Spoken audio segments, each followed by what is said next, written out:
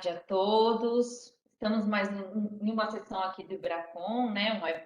Um dos nossos webinars. Desculpe uns minutinhos de atraso, a gente teve um problema de tecnologia da informação, mas já está resolvido. Eu queria agradecer primeiramente todos os participantes por disporem de tempo, vai ser uma interação muito boa. Vamos falar um pouquinho sobre, né, o comunicado técnico de procedimentos previamente acordados das ESs. Também vamos dar algumas atualizações sobre o que está acontecendo no grupo de trabalho. Eu gostaria de pedir que vocês mandem as suas dúvidas.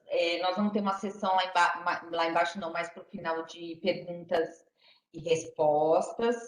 Reforço, esse webinar está sendo gravado, sim. Vamos disponibilizar no site do Ibracon, lá na abinha de vídeos. Também gostaria de agradecer aos nossos debatedores e apresentá-los. A Patrícia Paz, que é a coordenadora do grupo de trabalho Previc, né, de Previdência Privada, e também é membro de uma firma de auditoria. O Wellington, que é membro do grupo de trabalho e membro também de uma firma de auditoria. Tenham todos um bom webinar. Vamos nos falando. Eu passo a palavra agora para a Patrícia. Obrigada, Adriana. Bom, boa tarde a todos. Eu sou a Patrícia Paz, coordenadora aqui no Ibracon do grupo técnico sobre entidades fechadas de previdência complementar. E a gente vai falar um pouquinho aqui, entre outros temas, o comunicado técnico aí número 2 que saiu recentemente. Eu vou compartilhar aqui o material que a gente trouxe para discussão.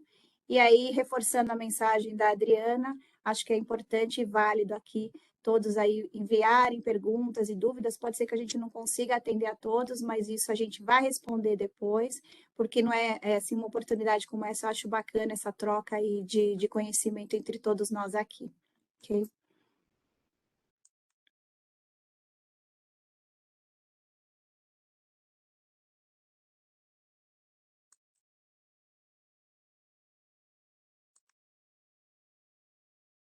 Muito bem, vamos lá. Então, falando um pouquinho sobre a nossa agenda de hoje, primeiro a gente vai falar um pouquinho sobre a introdução, né? Como é que a gente chegou aí nesse comunicado técnico e alguns assuntos aqui que nós vamos debater. No próximo item, vamos falar propriamente do comunicado técnico, tudo que traz esse normativo aí para orientação para as entidades sistematicamente importantes. No item 3, a Adriana vai nos ajudar aqui com as principais alterações que a gente teve na NBC 4.400, porque este relatório ele tem que seguir esse normativo, né? O modelo do relatório que anteriormente foi enviado à Previc, aí a gente falando relativo a 2020, que foram entregues em 2021, muda um pouquinho por conta da alteração desta NBC. E, por fim, a gente tem aqui o Wellington, que vai trazer para a gente os principais assuntos que a gente discutiu aí em 2021, aplicáveis às entidades fechadas de previdência complementar. A gente sabe que o ano de 2021 foi um ano de bastante assunto aí no mercado, então aqui também a gente achou importante trazer os principais tópicos, óbvio que não vamos falar aqui de tudo, mas aqueles principais que chamaram a atenção. Passando aqui para o próximo slide.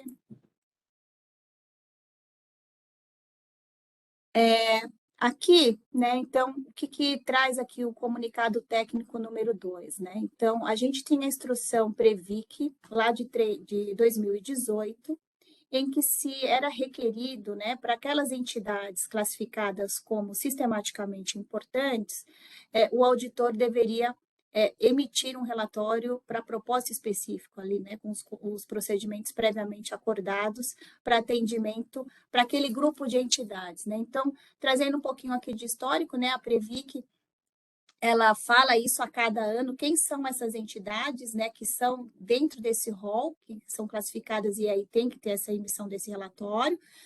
do ponto de vista de auditoria, né, quando a gente olha o papel do auditor, ele tem que emitir um relatório sobre as demonstrações contábeis, um relatório de controles internos, e aí, para esse grupo específico, existe esse relatório desde 2018, né? Então, este comunicado técnico que saiu agora em abril, ele veio trazer um pouco e orientar os auditores sobre os procedimentos. Então, eu acho que vale a pena aqui trazer um pouco de histórico, né? Porque esse relatório já vinha sendo entregue pelas entidades e junto com seus auditores, mas existia, quando a gente olhava a norma, ela não trazia todo um detalhamento, então, muitos desses comunicados, o papel do IBRACON é para isso, para ajudar os auditores a orientar e atender o que o regulador pede nisso. Então, já se tinha um caminho a ser seguido, alinhado com a Previc, mas, de fato, esse comunicado técnico, ele não tinha sido emitido. Então, durante o ano de 2021, trabalhando aí junto com o IBRACON e a própria Previc, os procedimentos, eles foram aí finalizados e a gente teve um cuidado de que não se tivesse algo significativamente alterado, né, porque os trabalhos já estavam em curso, então também tivemos este alinhamento, porque se tivesse algum procedimento muito maior, isso daí deveria se sair para 2022 agora. Mas quando a gente olha, então acho que a mensagem principal aqui também temos um comunicado, temos uma orientação e os procedimentos não fogem daquilo que já vinha sendo praticado, mas eu acho que com isso a gente consegue ter um alinhamento para todos, tá? Então, aqui falando um pouquinho do comunicado técnico, né? Então, em 7 de abril, aí foi publicado, né, esse comunicado técnico aí para orientação aos auditores. Isso aqui, de novo, é específico para aquelas entidades classificadas como sistematicamente importantes. Então, a orientação aqui que vão ao site da Previc, ali você tem uma lista de quem são as empresas que estão sujeitas a este normativo, né? Então, esses procedimentos, eles devem ser aplicados com o intuito de atender aquela instrução Previc de 3 de 18, né? Então, ali ele traz isso. E o importante aqui né, quando a gente olha ali o que se é pedido neste normativo, fala muito assim da segurança de controles, da parte de governança. Então, a responsabilidade né, pela manutenção de um sistema de controles internos, isto é da entidade fechada de previdência complementar. Né? Então, aqui o auditor ele não vai dar uma opinião sobre controles internos, mas ele vai falar quais são os procedimentos que devem ser feitos ali através do normativo e quais foram as constatações do auditor relativo àqueles procedimentos, né? Um outro ponto importante aqui é que o auditor ele deve considerar também obtenção de representações, ou seja, ele ter da entidade as cartas formais, né, de que todas as documentações, todas as discussões ali expostas foram amplamente divulgadas para todas as partes, para que o auditor consiga fazer o seu trabalho, então isso através de uma representação, o que é muito comum a gente ter isso também nas nossas demonstrações contábeis. Importante aqui também, eu acho que não só para esse trabalho específico, né, mas quando a gente fala de procedimento previamente acordado, o nome mesmo já diz, né, ele é previamente acordado, obviamente que aqui a gente está seguindo um normativo desenhado pelo regulador, contudo, isso deve ser acordado entre as partes. Então, no momento da contratação, é importante que tanto o auditor quanto o auditado saiba ali o que precisa ser feito, o escopo, o que é possível, o que não é, até para que não se tenha aí algumas discordâncias quando da emissão de relatório, né? Então, o auditor tem que seguir ali um normativo, o auditado também, mas todos têm que estar ali entendendo qual é o escopo específico, né? Então, quando a gente olha essas orientações aqui que o IBRACON emite, é óbvio que a gente não consegue dar toda a amplitude, todo um detalhamento de qual tipo de documentação vai se olhar para cada procedimento, né? Então, por isso que este alinhamento prévio entre o auditado e o auditor, ele é importante. Então, O comunicado, ele traz, no apêndice 1, o modelo de relatório, então vai muito nessa linha que eu falei no início, que tem uma mudança aí no início do relatório para atendimento da mudança da NBC 400, que a Adriana vai dar uma visão para a gente um pouquinho do que se deve observar, né? Os procedimentos propriamente dito estão descritos no apêndice 2, e ali também a gente traz uma restrição de uso, né? Então, quando a gente fala desse tipo de relatório, as partes acordaram ali daquilo que deve ser feito, então a restrição ela é importante, por quê? Porque um terceiro que olhar isso, se você disponibilizar, eu digo entidade, né? Disponibilizar isso num site ou algo que se torne público, um terceiro que olhar aquela documentação pode não entender o que está ali descrito e tomar algumas opiniões que não faz sentido. Então, por isso que a restrição de uso fica entre a entidade e a Previc. A seguir, o que a gente vai falar aqui um pouquinho, né? O que a gente pensou aqui para trazer para vocês, né? Então, trazer um pouquinho como está definido ali no comunicado técnico cada parte de procedimento em si que deve ser observado.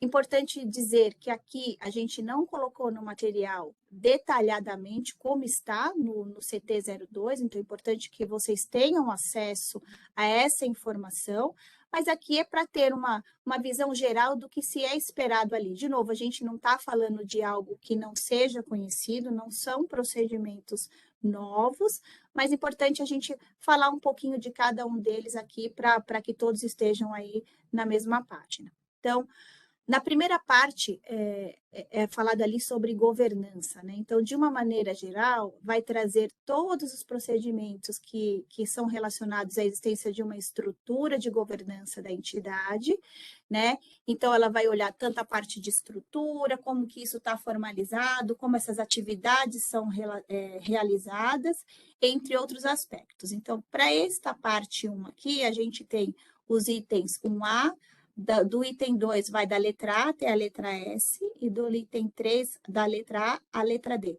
Tudo isso relacionado à governança, porque quando a gente está falando desse grupo de entidades sistematicamente importantes, elas são entidades de grande porte, com maior complexidade, então se requer um nível de governança mais sofisticado do que uma entidade menor. Então, por isso que a Previc, como regulador, olha para essas entidades e define ali que era o mínimo que deveria ser observado para que aquela entidade tenha uma estrutura adequada. Então, o que está descrito ali, entre outros procedimentos? Qual que é a estrutura? Se existe um código de ética e de conduta formalmente ali, e aí muito vai de indagação, de quais são as documentações que é possível ver esse código de ética e conduta dos funcionários, que existe também atas do conselho, né, que como que esse conselho se reúne, qual é a periodicidade, como esses atos são formalizados. Então, isso também é um aspecto que é observado nessa parte 1. Quais são controles que a entidade possui de conflitos de interesse para dirigentes, ou seja, para que seja uma gestão independente, né? Como que também tem um olhar de como que é a contratação e a manutenção de um atuário externo. A gente sabe a importância de um atuário dentro das entidades aí de previdência complementar. Então, como que a definição desse especialista, como que é o papel dele e como que é a isenção e como que é a entrega desse trabalho. Então, tudo isso, se existe uma formalização da governança, se não há um controle de acúmulo de funções, ou seja, às vezes um executivo ali tem muitas funções e ele não vai desenhar tão bem o papel para cada caixinha que foi desenhado. Se há políticas de prevenção em lavagem de dinheiro e fraudes, e, como eu disse, entre outros procedimentos. Então, aqui a gente tem uma visão geral do que seria da parte de governança. No próximo slide, o que a gente colocou aqui? Só um exemplo, né? Uns 2 exemplos aqui para esta parte de governança. Então, como é que isso está disposto lá no comunicado técnico, né? Então, no item 2, no item E, você tem lá processos de governança. Então, o que é esperado aqui? Qual que é o procedimento a ser feito? Indagar e obter as evidências junto à administração da entidade, se a contratação de dirigentes está sendo realizada por meio de processo seletivo, bem como se as regras desse processo constam no regimento interno ou outro normativo específico criado para essa finalidade. Então, aqui está propriamente o procedimento e o auditor, na parte que lhe é cabido em constatações, vai dizer se esse procedimento foi observado, se ele está adequado ou não. Então, muito aqui se tem indagações, obter evidências, e como eu disse lá, né, não tem como a gente especificar quais são os documentos que cada entidade tem a sua realidade, mas você tendo ali, você auditor, tendo a segurança de que aquilo foi observado, esse procedimento foi atendido. Também aqui em governança a gente tem a parte da auditoria interna, né? Então, no item 3D, o que é esperado, né? Às vezes tem uma estrutura de auditoria interna, mas como é o papel dessa auditoria interna? Ele realmente é efetivo, ele funciona, ele tem resposta, né? Ele é ativo. Então, aqui diz obter os relatórios da auditoria interna, que foi emitido no exercício anterior, e aí verificar por meio de indagação ou outras documentações comprobatórias que aquilo que está ali reportado tem um plano de ação e o que está sendo feito, né? Como é o monitoramento daquelas recomendações de auditoria interna. Então, de uma maneira geral, neste primeira parte aqui de governança, que desses procedimentos previamente acordados, é isso que a gente vai ver lá. Passando para a segunda parte, uma também importante componente aí das entidades, e aí a gente não fala só das sistematicamente importantes, mas como um todo, é a parte de avaliação e decisão de investimentos, né? Então, aqui, nesta sessão também vai traçar todos os procedimentos que são as políticas, como que são avaliados os riscos, quais são os processos e controles que a entidade implementou ali para que a política de investimento, ou seja, que é o coração ali da entidade, isso esteja muito bem respaldado. Também está composto aí por diversos itens, né? O item 1, 2 e 3 está aberto por subitens. E basicamente o que a gente vai ver aqui? É uma existência de uma política de investimento formal, então ali todo ano existe uma discussão qual é a característica desse fundo, qual é o rendimento, o que se é esperado, dependendo do que se tem ali como risco, né? Se você tem um benefício definido, um benefício misto, então você desenha a sua política de acordo com a sua característica de entidade. Qual que é o nível de detalhamento dessa política? Ela não pode ser uma política muito genérica, então ela tem que trazer detalhamento para partes que são livres, eu posso investir em algo mais agressivo ou não, até para que tenha uma clareza, e quando o participante ali entra para aquele tipo de entidade, ele sabe, né, o que está investindo. Se há também, tem também uma parte de teste amostral, né, para verificação da aderência dessa política, então também é definido ali um universo para se testar e ver que está de acordo com a política, um alinhamento da gestão financeira com esta política, ou seja, não adianta você ter uma excelente gestão, mas que foge completamente do que é esperado ali na política de investimento. Há também uma análise de cenários econômicos, quais são os controles e monitoramentos para que tudo isso funcione muito bem, porque às vezes não adianta ter tudo lá muito bonito desenhado, mas na prática isso não funciona. Então, esses controles de monitoramento são para isso também, entre outros procedimentos. Então, aqui também é o que traz nesta parte aqui, e que, óbvio, lá na parte, quando a gente olhar no comunicado, tem todo um detalhamento de cada procedimento. No próximo slide é mais um exemplo também na linha aí do que a gente está de falar de como que se comporta isso no comunicado. Então, por exemplo, aqui na parte do item C, é verificar se a entidade possui política de seleção, acompanhamento e avaliação de prestadores de serviços relacionados à administração da carteira de valores imobiliários e de fundos. Ou seja, é aqui também para ver qual que é o critério, como é que ela determina quem são os prestadores que vão me ajudar nessa gestão dessa carteira, nessa gestão de investimentos. São prestadores de boa qualidade, entregam um serviço adequado, os fundos acabam trazendo aí os rendimentos que estavam previstos nessa política, então, muito a ver ali com o que eu falei sobre gestão financeira, né? Também aqui, verificar se a política de investimento, no caso de planos de benefício definido, que você tem um risco atuarial muito associado, se observou a perspectiva de rentabilidade, tendo em vista o comprometimento de passivo atuarial, né? Então, quando você tem esses benefícios definidos, você tem uma longevidade dessas provisões matemáticas, provisões técnicas a serem honradas pela entidade. Para que isso ocorra, você tem que ter ativos relacionados que se tenham um duration adequado para atender. Então, este procedimento, ele vislumbra esse tipo de alcance e cabe ao auditor verificar se isso está cumprido dentro do papel ali de gestão de investimentos da entidade.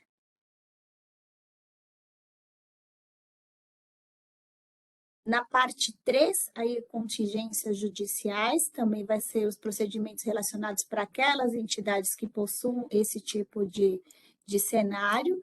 Então, composto pelos itens 1 e 2, e ali, basicamente, como que a entidade acompanha os processos judiciais, como estão segregadas as classificações de probabilidades entre perda possível, provável e remota, qual que é o processo, né, de conciliação entre os registros contábeis e controles do jurídico. Então, isso sempre são áreas sensíveis, né? E quando a gente fala desse tipo de procedimento, ele é muito amplo, ele, obviamente, isso aqui que eu estou falando não se aplica só a entidades sistematicamente importantes, todo um mercado aí que é regulado, ele precisa ter esses tipos de controles. Quando a gente fala da parte contingencial, sempre é uma área sensível e que se faz necessário esse tipo de acompanhamento, né?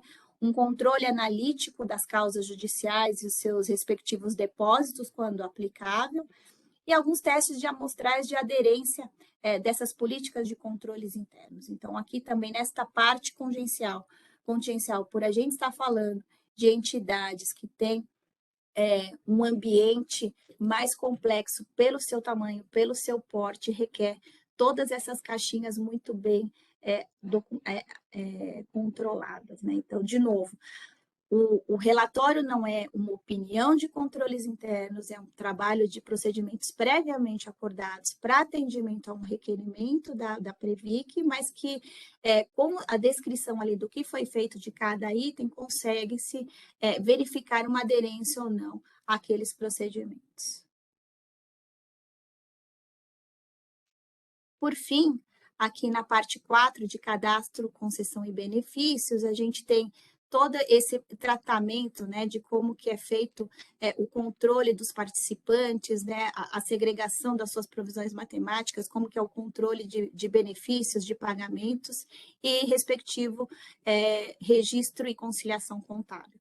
Também estamos determinados aqui pelos itens 1, 2, 3 e 4, com diversos subitens, mas o comunicado ele traz bastante detalhamento do que cada procedimento precisa se fazer, mas nesse campo aqui específico, o que vai se observar?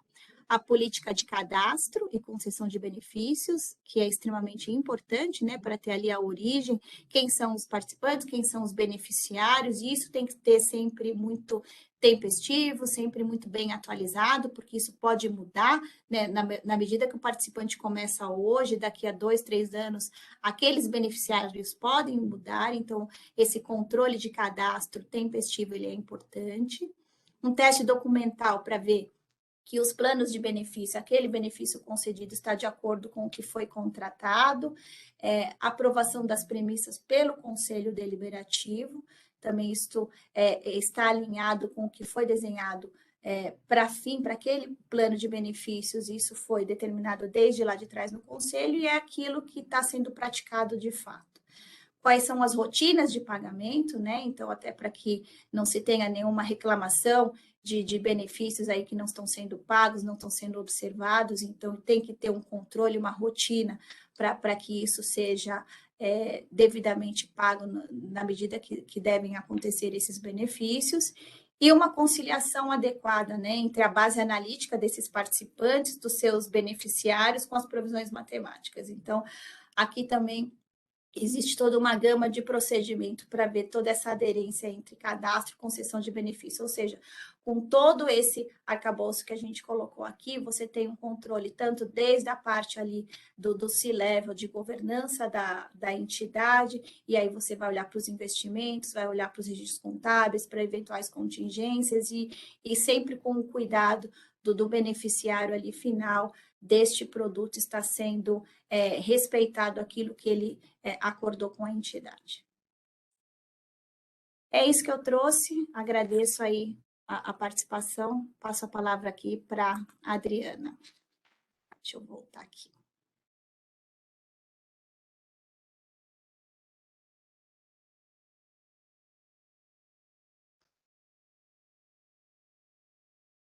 Só um minutinho que eu vou compartilhar aqui.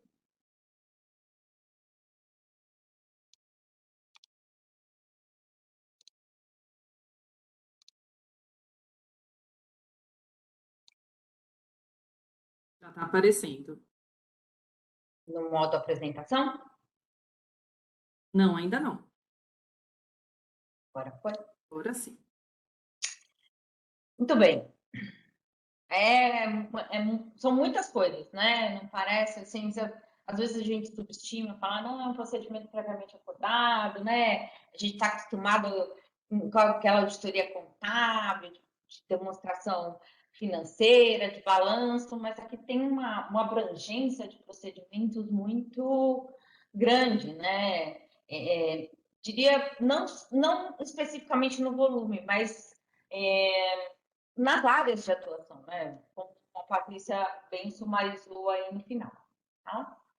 Antes de eu entrar um pouquinho nas principais alterações da 4400, NBCT SC 4400, SC porque é de serviço, tá? Então deixa a gente doidinho, né? Porque quando a gente fala de auditoria, né, das normas internacionais, aí você fala ISAE, você fala ISA, e aqui a gente tem que também lembrar dos finaizinhos, né? Então, tá bem mais complexo. Mas antes de eu falar disso, eu queria dar uns recadinhos institucionais. O primeiro deles, eu vi que tem gente ainda perguntando, vai ficar gravado no site do Ibracon, né? A gente grava e coloca no site, na abinha lá de vídeos, a hora que você entrar em vídeo vai estar lá.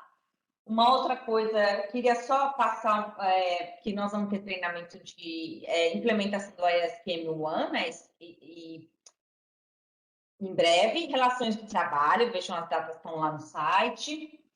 E também queria confirmar as datas da conferência, um save the date aí nos dias 24 e 25 de outubro. Nós vamos ter presencial, virtual, e então já salvem aí nas suas agendas. Muito bem.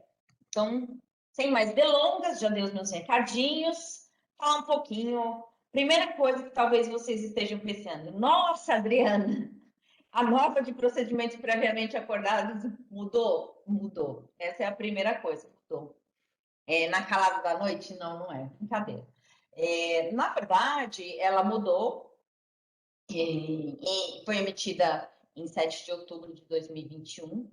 E o objetivo da alteração, né, lembrando que isso é uma adoção, nós fizemos uma adoção da própria norma internacional de auditoria. Então, essa mudança é para ter uma consistência na execução dos trabalhos. Porque a norma anterior, ela, da forma como ela estava escrita, às vezes trazia algumas dúvidas, né? Então, acho que isso aqui é uma coisa extremamente importante. Uma outra coisa que mudou, obviamente que tem várias mudanças, eu sugiro vocês lerem, né? Mas eu vou trazer aqui as principais. A primeira mudança importante, né? Fora o objetivo que foi trazer consistência, a primeira mudança importante é sobre independência. Ah, Adriana, a gente vai ter que ser independente agora? Não, não necessariamente. Isso vai depender do acordo, né, do seu contrato com o cliente, do que ele solicitar. Mas agora eu tenho que informar se eu sou ou não independente no relatório. Então, isso é uma coisa nova. Outra coisa é que a gente usava factual findings, constatações factuais, né? Nossa, factual findings é da época que eu era ainda, acho que senior. Realmente era uma coisa que a gente tá super acostumada, e esses dias, inclusive, eu falei, nossa, é fact or finds. Aí a pessoa falou, não, agora é find.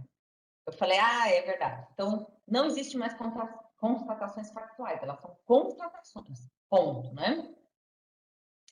Importante que tenha uma seção de objetivos, que é uma introdução para o relatório, que eu acho que isso ficou muito bom, né? Porque às vezes você começava já explicando os procedimentos, tinha meia dúzia. E quem estava, né, lendo aquele relatório não entendia exatamente qual era o objetivo daqueles procedimentos. E aí vem, né, a boa e a má notícia, que é aplicável para os contratos assinados a partir de 1º de janeiro de 2022. Então, já está valendo, né? A não ser que você tenha um contrato antigo, assinado anteriormente, mas que nesse caso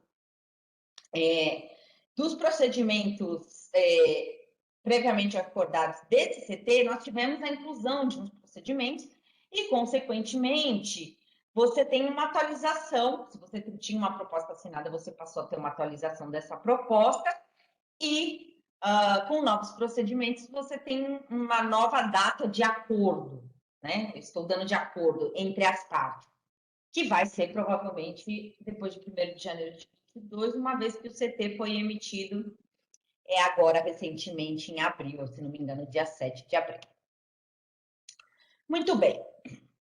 Em relação ainda um pouquinho sobre independência e julgamento profissional. Então, já falei, né? Não preciso ser independente, desde que eu comente no relatório se eu sou ou não. Julgamento profissional. Muita gente fala assim, não, mas a NBCTS 4400 ou a norma internacional de procedimentos previamente acordados fala que a gente não precisa fazer julgamento, que não é verdade. Lá está escrito, fala um pouco sobre julgamento profissional. Ele fala, olha, você faz um julgamento, você tem um julgamento profissional durante o trabalho que está sendo exercido, né? Porque muitas vezes as pessoas falam assim, não é igual a auditoria que você dá uma opinião, que é diferente, uma opinião, né? Nós que somos auditores, a gente conhece todos esses termos, mas é diferente. A norma de auditoria para opinião é a 700, né? E a tranche de 700, 800. Então, falar, se não tem opinião, então não tem julgamento. Não, tem julgamento profissional, tá falando lá na norma, dá uma olhadinha, que ele fala desde o começo até o fim, tá? Uma outra coisa importante é a utilização de especialistas. Antes, a norma não abordava. Aí você fala assim, Adriane, o que eu tenho a ver com isso, né, nesse comunicado técnico? Eu não sei, porque existem especificidades nas entidades, né? Nas entidades. Então, eu não consigo saber. Por conta disso, estou trazendo aqui para vocês.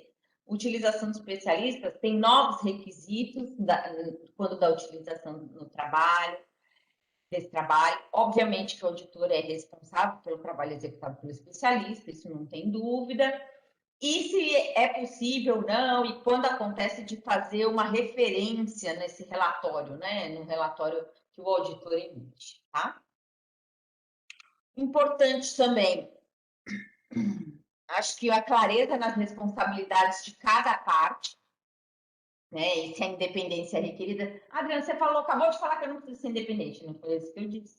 Eu disse que isso é uma combinação entre as partes contratantes. Não é obrigatório pela norma, como é obrigatório pela norma de auditoria. Mas se isso é uma questão que você vai estabelecida entre a parte contratada e o auditor, né? A parte contratante e o auditor. O que é importante aqui?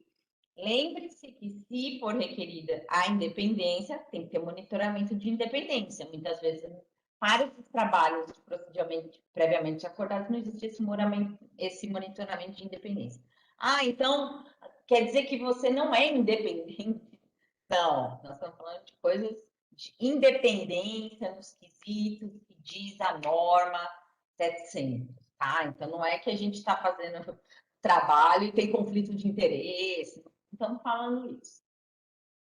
Existe a possibilidade de restrição de uso e distribuição, né? E essa possibilidade é o critério do auditor, e nesse caso especificamente está claro, né, lá no comunicado técnico que existe essa prerrogativa de não ser distribuído para todos, para qualquer um, porque a pessoa que está lendo ela não vai saber o que está escrito lá dentro, não vai saber o que foi acordado. E uma coisa importante que eu achei bem interessante é que tem material explicativo nessa norma e modelos, inclusive modelo de relatório, que a gente não tinha no passado e sofria com isso. E além disso, era um dos motivos que toda vez nós no Vergon tínhamos que emitir comunicados técnicos relacionados a procedimentos previamente acordados, feitos com base na 4400. Então, agora nós vamos ter mais informação lá dentro que facilita todos a interpretação, né? E a descrição desses procedimentos. Muito bem. O relatório que contempla, tem modelo de relatório no CT e tem modelo de relatório na 4400, mais a identificação do objetivo, né? Então, qual que é o objetivo? Então, vai estar lá contemplado na norma, e a gente também tem, obviamente, lá no comunicado técnico, a descrição do trabalho, né, dos procedimentos previamente acordados, que não é só o que nós estamos colocando no comunicado técnico, mas também tem, né, se o trabalho, como é que ele é feito, né, quem é o contratante, e depois vem as constatações. Eu acho que a questão de independência. A declaração de que o trabalho foi realizado de acordo com essa norma, obviamente, né? É meio óbvio, mas não tinha essa declaração, e eu acho que isso foi uma coisa que foi solicitada pelo mercado, pelos stakeholders internacionais, e que o auditor não faz nenhuma representação adequada sobre os procedimentos previamente acordados, porque o procedimento acordado entre as partes, e nesse caso obviamente foi solicitado pela Previc por meio de resolução, né, de suas normas, né, das suas questões legais e regulamentares. Então, nós não estamos opinando se o procedimento é bom ou é ruim, não é isso. Então, é isso que eu vou dizer aqui quando eu falo que não faço uma representação sobre a adequação dos procedimentos. Muito bem, passo a palavra agora para o Wellington.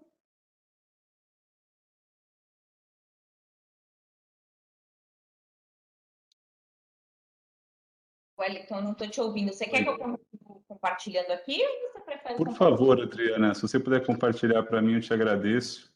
Claro, vamos seguir. Tá ótimo, então. Muito obrigado, viu? Bem, pessoal, boa tarde a todos aí. É um prazer estar aqui com vocês e também com o pessoal do Ibracon, né, para a gente discutir um pouquinho aqui esses temas que a gente considera relevante na nossa indústria, tá?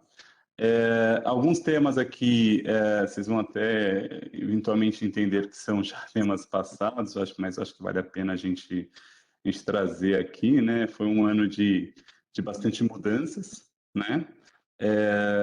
E discutindo, né? Conversando bastante com a Previc, e o que é muito bom esse canal de comunicação. Inclusive, até aconselho aí todas as entidades de previdência complementar, sempre que possível, né, entrar em contato com a Previc, procurar o pessoal lá, pessoal técnico, tudo mais, porque são pessoas assim muito bacanas, muito acessíveis, que explicam ali, né, a interpretação das normas, os objetivos, tudo mais. Então, eu acho que foi uma experiência muito boa. Esse ano, especialmente o ano que passou, 2021, tivemos muitas interações, daí a Patrícia, o pessoal do Ibracon que participou de todas as interações. Foi um ano realmente muito enriquecedor e que abre um canal muito importante, né? Que a gente sempre enxerga aí a Previc como uma autarquia, fiscalizadora, etc. e tal, e tem um pouco de receio, mas eu diria aqui que é exatamente o oposto. São pessoas muito boas, muito técnicas, que estão trabalhando para aperfeiçoar cada vez mais o nosso mercado aí de entidades de previdência complementar, e que está sempre disposto ali a ouvir, né, situações para melhoria do nosso ambiente aqui, especialmente voltado para a parte de contábil, né, e para a parte também de auditoria, tá? Então, só que complementando, fazendo um briefing aqui do que a gente discutiu bastante, inclusive com alguns clientes nossos e tudo mais, tivemos aí, né, mudanças importantes, né, trazidas pela IN 31 e a IN 34, né? A Previc, ela tomou cuidado de fazer alguns webinars para explicar as principais mudanças trazidas, né, os conceitos ali utilizados para aquelas mudanças e tudo mais. Então, isso ocorreu lá em setembro de 2020, né, ela promoveu o primeiro webinar, né, para explicar a IN 31. E depois ocorreu de novo também em 25 de novembro de 2021 para explicar os esclarecimentos, né, as alterações trazidas pela IN 44. Então, qualquer coisa depois, acho que vale a pena também dar uma bugada, né, dar uma olhada nos vídeos lá que ficaram gravados. Tem no site da Previc também, esses webinars são muito enriquecedores e esclarecedores, né? E aí, trazendo aqui alguns assuntos específicos que também já discutimos bastante, mas acho que vale a pena a gente repassar aqui. A IN 31, a instrução Previc 31, ela trouxe, né, no seu artigo 23, a não necessidade de atualização dos depósitos judiciais pelas entidades, né? Então, ela traz lá na existência de depósitos judiciais, esses realizáveis devem ser atualizados apenas no levantamento, né, na emissão do alvará de levantamento dos depósitos. Então, aquelas entidades que vinham atualizando ali os depósitos, né, vis-à-vis as provisões no passivo e tudo mais, elas aí devem deixar de fazer essa atualização, né, conforme está estabelecido na instrução Previc, né. Então, deve ser atualizado basicamente pelo levantamento do depósito lá expedido pelo judiciário. Tá? Outro assunto também importante que a gente discutiu foi o rodízio, né, a rotação do auditor independente, que teve aí a CNPC 44, trouxe esse assunto. Isso está em linha com a norma brasileira de contabilidade, a APA 400, muito em linha. Então, é quando você rotaciona o time técnico, né? Você faz um rodízio ali do diretor, sócio, gerente, enfim, qualquer time da auditoria que participe numa função gerencial, é recomendável, né? É pedido que troque, que substitua o time pelo menos a cada 5 anos, né?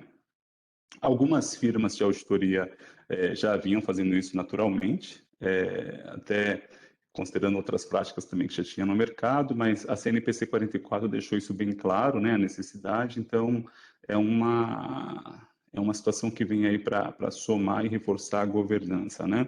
Troca o time todo, é um outro olhar, eu acho que faz todo sentido aí para a qualidade dos trabalhos, para as demonstrações contábeis das entidades, tá? A 44, né, a resolução CNPC 44, ela também trouxe a novidade aí sobre a certificação do auditor independente, né? A certificação, ela já era requerida aí como qualificação técnica geral, né? Que o CFC pedia. Depois também tem a do Banco Central, tem a da CVM, tem a da SUSEP, e aí agora chegou a Previc também, por meio da instrução Previc 3 de 2018, e ela regulamentou aí, né? Ela pediu, implementou o exame de qualificação técnica dos auditores, né? E passou a exigir isso 2 anos após a implementação. Como teve, até para esclarecer, como teve essas questões de pandemia, essas coisas no meio do caminho, a Previc acabou dando um waiver, né? E a obrigatoriedade para certificação para atuar em auditoria de entidade fechada de previdência complementar, ela passa a ser a partir de abril de 2023. Inclusive, lá no site da Previc também tem alguma seção lá de perguntas e respostas, para vocês quiserem também, eu recomendo também dar uma olhadinha lá, mas a obrigatoriedade passa a ser a partir de abril de 2023, a certificação do auditor independente com relação à Previc, tá? Temos também a instrução normativa 44, que deu um pouquinho de dúvida ali na interpretação da Previc 31, né? quando ele falava que alguns documentos que precisam ser enviados para a Previc precisariam ter o nome e CPF dos responsáveis pelas informações e tudo mais. E ali tinha uma parte que tinha as demonstrações contábeis da entidade. Então, algumas pessoas ficaram na dúvida, poxa, mas eu mando o nome e CPF, assinam com o nome e CPF do auditor, etc. Isso, enfim, não ficou muito claro naquela instrução. Daí a Previc veio com a IN 44, esclareceu que é só sobre as informações, né, o CPF é só do responsável de contabilidade e da entidade, e os profissionais da entidade, das informações da entidade, e não o do contador, tá? O relatório e não do auditor. O do auditor continua com o relatório que é assinado, né? O relatório que é assinado pelas firmas de auditoria, e assim segue, não muda nada nesse sentido, tá? E, por fim, tem a IN 44 também, sobre a emissão do relatório circunstanciado, que, num primeiro momento também, a Instrução Normativa 44, ela esclareceu um pouquinho mais, né?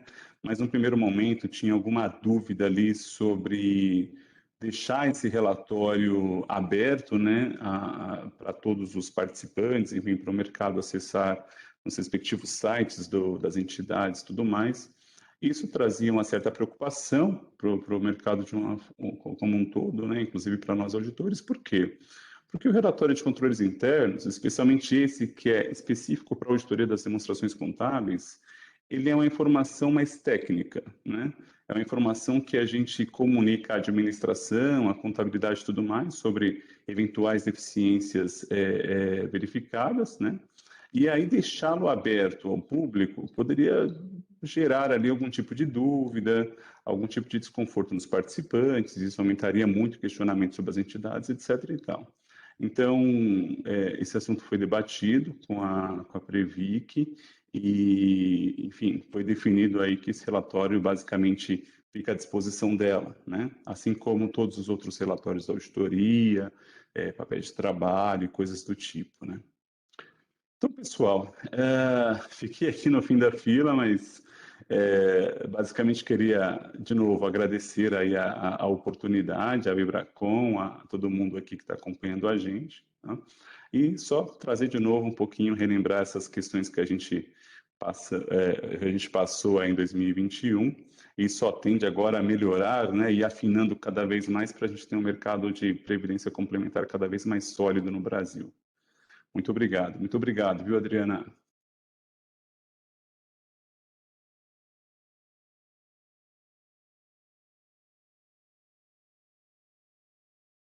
Acho que está no mudo, Dri. Não te ouço, Dri. Agora vou. É.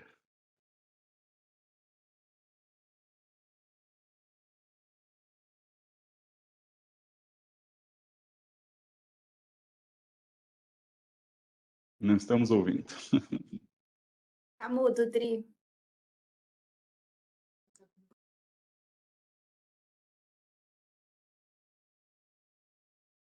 Acho que a Fernanda precisa abrir o Nada microfone. ainda, né? Não, aqui aparece como habilitado.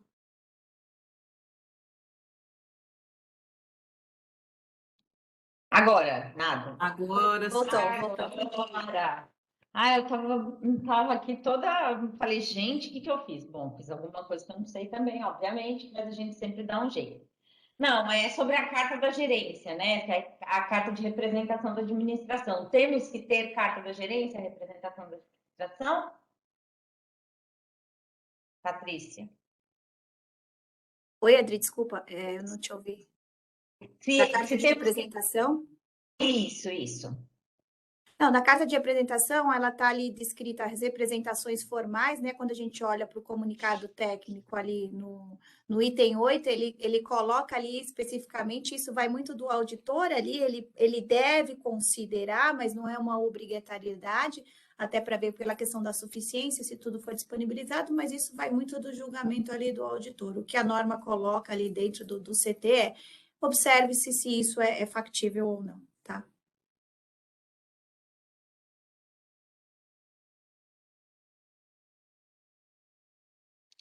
Pergunta. Tá no mudo aí, mas acho que tem uma pergunta que eu posso responder também, acho que é quando é o prazo de entrega, né, desses relatórios das ESES, é 31 de maio, tá? Então, é este mês agora. Então, até para contextualizar um pouco aqui para todos, de novo, né, na norma de 2018, que a gente está falando do comunicado de agora e que a gente teve um cuidado, porque a gente está falando que é um grupo bem específico, que são essas entidades ali que a Previc determina quais são. Então, a maioria delas participam ali através das firmas de auditoria, já estavam ali discutindo e sabiam desses procedimentos, mas o IBRACON teve o cuidado junto com a Previc para alertar essas outras empresas que eventualmente não estavam ali na discussão, olha, tem esse aqui, mudou, vai ter... porque a gente sabia que a auditoria estava em curso, e pegando o gancho aqui de outra questão, tem muita mudança do procedimento do que a gente entregou lá atrás e do que está acontecendo agora.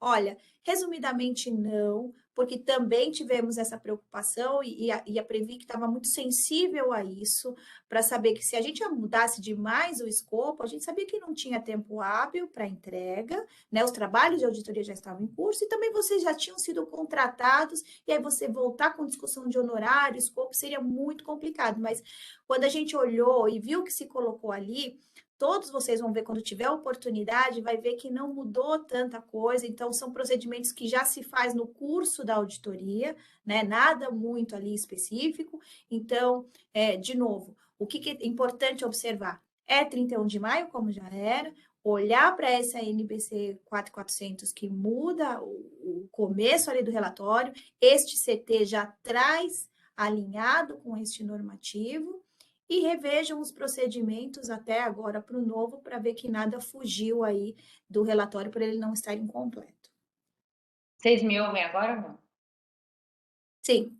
Wellington, tem uma pergunta, acho que é só bom você confirmar a aplicabilidade do KNAI Previc. Desde quando, né? A partir de quando? A aplicabilidade, a exigência é que é abril 2023, tá? Então, foi se estabelecido lá em 2020, mas até em função aí das questões aí de pandemia e tudo mais, a Previc deu um waiver, né? Então, assim, a exigência, a norma fala 2 anos depois da implementação da Previc, tá? As normas da Previc. Então, a gente ficou definido abril de 2023. Tá? Essa informação também consta lá no site da Previc, para quem quiser consultar um pouco mais de detalhe. E tem uma outra questão aqui em relação aos depósitos judiciais, né? Porque as pessoas estão colocando que é difícil fazer essa mudança, né? Porque já tinham o depósito judicial vinha vindo ser, né? Tem essa questão de ter atualização ou não. E se tem algum waiver para eu não fazer atualização só quando eu for fazer o levantamento do depósito, fazer antes ou fazer... Esse assunto a gente debateu bastante, viu, Adriana? E é uma pergunta muito boa. E assim, eu vou replicar aqui o que a Previc falou, eu acho que é extremamente factível, é que casos específicos vale a pena consultar ela, tá? Porque a norma, ela é clara, né? Ela fala que, olha, não atualize mais os depósitos judiciais, a não ser pelo levantamento dos mesmos, né? Então, de fato, tem alguns clientes, tem algumas pessoas que ficam na dúvida sobre atualizar ainda ou não, que bem, que mal que isso traz, mas aí a gente tem que avaliar caso a caso, né? E essas entidades, o ideal mesmo é que consulte a Previc, que, como eu falei até no comecinho aqui, pessoal totalmente aberto, eles querem ouvir, tudo mais tal, e até eventualmente fazendo refinamentos aí futuros, né? Ótimo, então objetivamente, a priori não, né? Então, se alguma situação específica realmente tem que ser feita consulta. E eu acho que o importante aqui deste ponto é deixar claro o seguinte, né? Nós, como auditores, nós emitimos a nossa opinião e de acordo com os normativos da Previc, né? Então, a gente segue, a nossa opinião não é de acordo com os princípios contábeis, existe um normativo, um regulador, assim como o Banco Central e o SUSEP, então tem que ser observado. O normativo traz isso, então é isso que a gente vai trazer. Se não estiver em compliance, Se material for, aí o auditor tem que fazer o seu julgamento. E aqui, como o Wellington bem colocou, para essa situação, ou quaisquer outras, que eventualmente a entidade entenda que não faz sentido frente, no final ali, ao participante, ao beneficiário, que é essa atividade fim aqui de um fundo de pensão, a Previc está super de portas abertas para ouvi-los, para entender o cenário, e aí o auditor e a entidade discutem após essa conversa com o regulador. Mas, de novo, a norma ela não tem muito espaço para isso, mas o regulador está aberto aí para ouvir o mercado, tá? Muito bem. Ainda está com dúvida em relação a se tem que ter o KNAI Previc ou não, né? Então, só últimas duas perguntas rapidinho, porque a gente começou um pouquinho atrasado. Então, para o relatório de 31 de dezembro de 2022, não.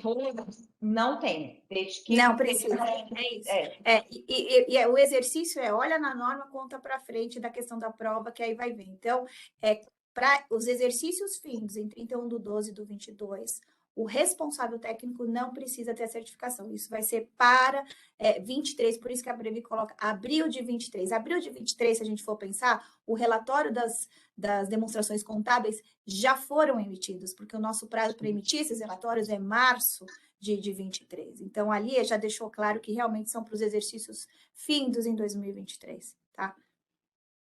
Acho que tem uma pergunta aqui do Paulo, desculpa, Adri, acho que era sobre comitê de auditoria, né? Você tem que passar para o comitê de auditoria. Essa aí é a última, porque nós vamos ter que encerrar, tá bom? Essa você quer responder, Adri? Você aí que isso aí é no âmbito geral ou tanto faz? Não, eu entendo o seguinte, nós estamos falando, toda vez que tem uma comunicação entre auditor e comitê de auditoria, essa comunicação ela não se restringe só aos relatórios de auditoria, né? Ele se restringe aos trabalhos que são feitos pelos auditores, inclusive até trabalhos que não são de normas de auditoria, nem de serviço correlato, nem de asseguração, né? A gente também fala, às vezes, de questões de tax compliance, etc. Então, eu entendo que tem que passar, mas não está escrito em nenhum lugar que é obrigatório, né? Como restrição de uso ali entre a Previ, que é a entidade, mas, obviamente, o comitê está dentro de um contexto de demonstração, assim como ele tem um acesso, por exemplo, à carta de recomendações de controles internos. A mensagem isso não pode se tornar público, porque um comitê de auditoria entende a suficiência dos procedimentos, o cenário que estão ali inseridos. Quando você torna público, aí realmente que a restrição se faz necessária, né? Então, eu acho que essa é a principal. Você entender no conceito, fica mais fácil de você saber o que posso, o que eu não posso estar aqui disponibilizando a informação. Muito bem, eu queria agradecer a todos os participantes mais uma vez. Obrigada aos nossos painelistas, Patrícia e eu, Wellington, né? Isso. Gente, me engasgou. A Patrícia, o Wellington e toda a equipe também do Brasil que ajuda a gente a fazer, a promover esse evento. Qualquer dúvida, entre em contato com a gente na área técnica. Muito bom. E nos vemos em breve. Até mais. Tá ótimo. Obrigada a todos. Boa tarde. Obrigado a todos. Boa tarde. Tchau, tchau.